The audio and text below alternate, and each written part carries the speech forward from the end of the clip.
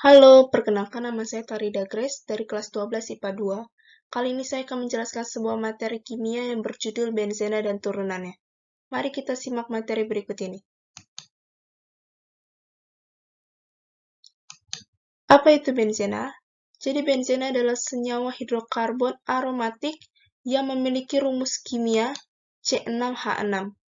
Dan pertama kali senyawa benzena ini ditemukan oleh Michael Faraday pada tahun 1825. Kemudian, pada tahun 1865, ada seorang ilmuwan dari Jerman yaitu Kekulé yang mengusulkan ide mengenai struktur benzena.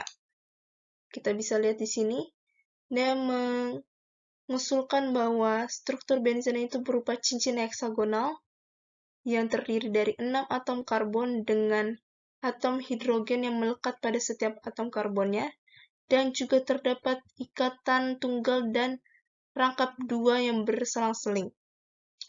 Dan kita bisa lihat di sini di sebelahnya bahwa ikatan rangkap dalam molekul benzena ini berpindah-pindah atau terdelokalisasi yang menyebabkan kestabilan struktur benzena.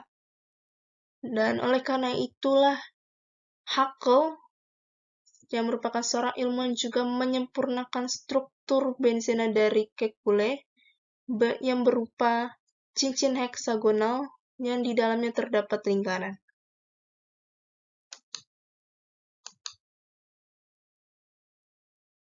Dan selanjutnya saya akan menjelaskan sifat-sifat benzena. Pertama ada sifat fisika. Yang pertama itu, benzena merupakan senyawa yang berwujud cair, yang juga merupakan senyawa yang mudah menguap. Oleh karena itu, benzena sering digunakan sebagai zat aditif bahan bakar. Dan struktur benzena jika dibandingkan dengan senyawa alifatik serupa, akan lebih simetris dengan susunan yang lebih rapat.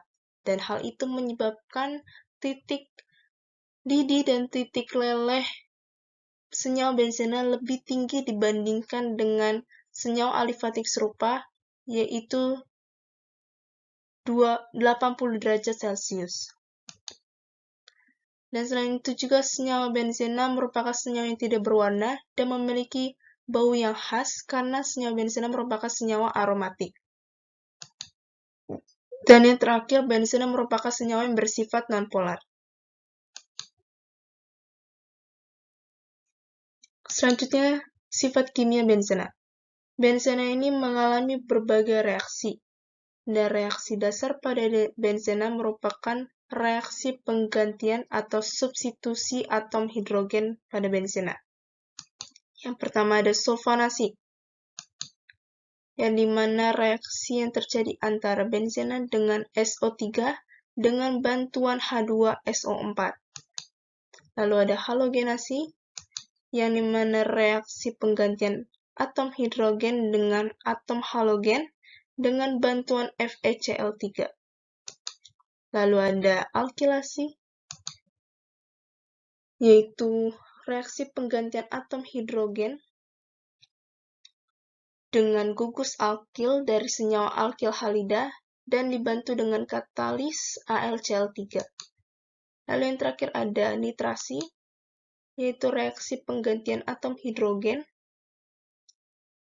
dengan NO2, yang dimana reaksi yang digunakan di reaksi ini adalah HNO3.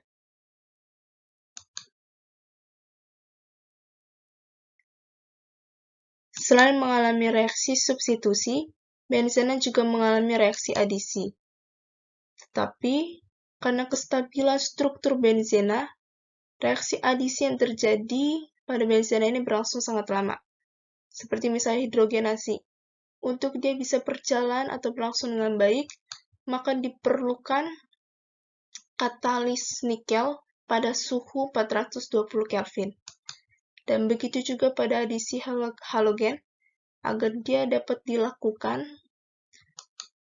dibutuhkan metode klorinasi dan dengan bantuan sinar ultraviolet.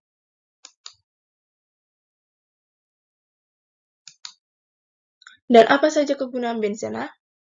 Benzena itu sebenarnya berasal dari penyulingan minyak bumi, khususnya berasal dari minyak bensin. Oleh karena itu, dalam kehidupan sehari-hari, benzena digunakan sebagai campuran bahan bakar. Dan secara umum, benzena digunakan sebagai pelarut organik atau pelarut nonpolar. Selain itu juga, benzena digunakan sebagai bahan pembuat senyawa turunan benzena.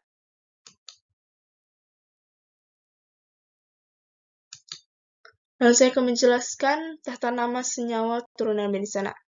Yang pertama ada senyawa turunan benzena dengan satu substituen yang terjadi akibat adanya penggantian satu atom hidrogen dengan atom atau gugus atom lainnya. Kita bisa lihat di sini beberapa dari senyawa turunan benzena dengan satu substituen. Ada toluena dengan substituennya gugus alkil, ada fenol dengan substituennya gugus hidroksil, ada klorobenzena dengan substituennya halogen, lalu ada nitrobenzena dengan substituennya nitro, ada anilina dengan substituennya amino, lalu ada asam benzoat dengan substitusinya asam karbosilat, lalu ada benzaldehid dengan substitusinya gugus aldehid, lalu ada asam benzena sulfonat dengan substitusinya sulfonat, lalu ada stirena dengan substitusinya etena. Kita lanjut ke senyawa turunan benzena dengan dua substituen. Ini terjadi juga karena adanya penggantian dua atom hidrogen dengan atom atau gugus atom lainnya. Dan untuk penamaan senyawa turunan benzena dengan dua substituen ini bisa dilakukan dengan penomoran sesuai dengan arah jarum jam. Itu bisa searah, bisa juga berlawanan arah, karena kita perlu nomor serendah mungkin. Dan juga bisa dilakukan dengan memberikan awalan orto, meta, dan para. Di mana orto ini posisinya dia bersebelahan, yaitu di posisi 1 dan 2, dan meta dia posisinya itu berselang, yaitu di posisi 1 dan 3, dan para posisinya itu berseberangan di posisi 1 dan 4.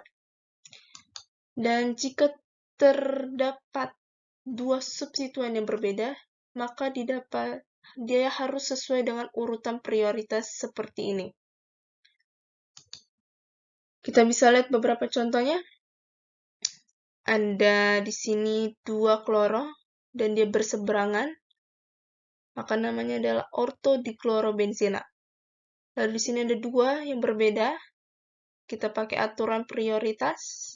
Kita lihat di sini bahwa CH3 yang merupakan alkil lebih besar daripada NO2. Oleh karena itu CH3 kita jadikan induk dan NO2 kita jadikan sebagai cabang. Dan namanya kita mulai dari yang kurang prioritas sampai ke prioritas. Kita bisa lihat di sini karena dia berseberangan juga jadi ortonitrotoluena. Kita lanjut ke senyawa turunan benzena dengan 3 substituen atau lebih dari 2 substituen. Pada penamaan senyawa turunan benzena 3 substituen ini tidak digunakan lagi awalan seperti orto, meta, dan para. Tapi di sini hanya digunakan penomoran sesuai dengan urutan prioritas. Kita bisa lihat contohnya di sini. Ada dua substituen yang berbeda. Ada CH3 dan NO2. Kita bisa lihat di sini bahwa CH3 merupakan alkil lebih besar daripada NO2. Oleh karena itu CH3 kita umpamakan sebagai induknya dan NO2 yang jumlahnya ada 3 kita jadikan sebagai cabang. Jadi penomorannya dimulai dari urutan prioritas yaitu 2, 4, 6 dan karena ada 3 jadi trinitrotoluena.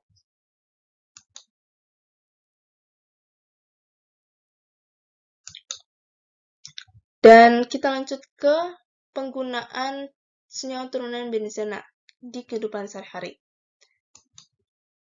Yang pertama, ada nitrobenzena. Dia ini merupakan senyawa yang dihasilkan dari reaksi nitrasi dan dia digunakan sebagai bahan pembuat anilina dan juga sebagai bahan pewangi sabun.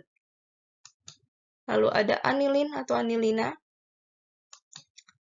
yang dihasilkan dengan cara mereaksikan nitrobenzena dengan NH3. Dan kegunaannya itu sebagai zat warna diazo dan juga sebagai bahan membuat busa poliuretan, yang dimana busa poliuretan ini biasanya digunakan sebagai spons cuci spons mobil dan spons yang lainnya. Kita lanjut, ada fenol. Nah, fenol ini merupakan senyawa berupa padatan kristal yang tidak berwarna.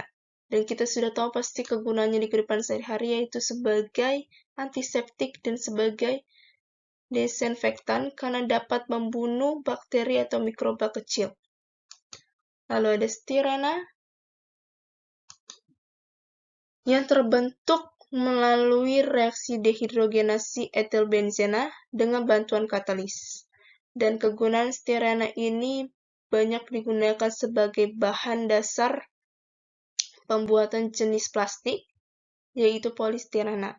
Dan banyak alat rumah tangga yang terbuat dari polistirena, seperti misalnya baskom dan gantungan baju.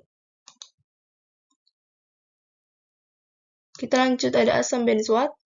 Asam benzoat ini merupakan senyawa sukar larut di air dingin, dan dia ini larut di air panas dan pelarut non-polar. Dan kegunaannya ini bisa dilihat dari makanan dan minuman ringan atau sari buah. Dan untuk penggunaan asam benzoat pada makanan dan minuman ringan ini ada batas maksimumnya. Oleh karena itu, saat kita makan atau minum makanan dan minuman ringan, kita perlu memperhatikan jumlah kandungan asam benzoat di dalamnya. Dan yang terakhir ada toluena, yang merupakan senyawa berupa cairan yang tidak berwarna dan juga tidak larut dalam air. Dan toluena ini juga memiliki aroma seperti pengencer cat. Dan kegunaan toluena di bidang industri itu digunakan sebagai bahan pembuatan trinitrotoluena. Kita bisa lihat di sini struktur dari trinitrotoluena. Dan trinitrotoluena ini atau TNT digunakan sebagai bahan peledak.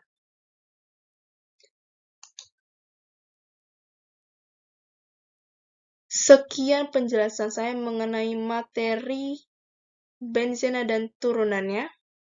Terima kasih sudah menyaksikan. Tuhan memberkati.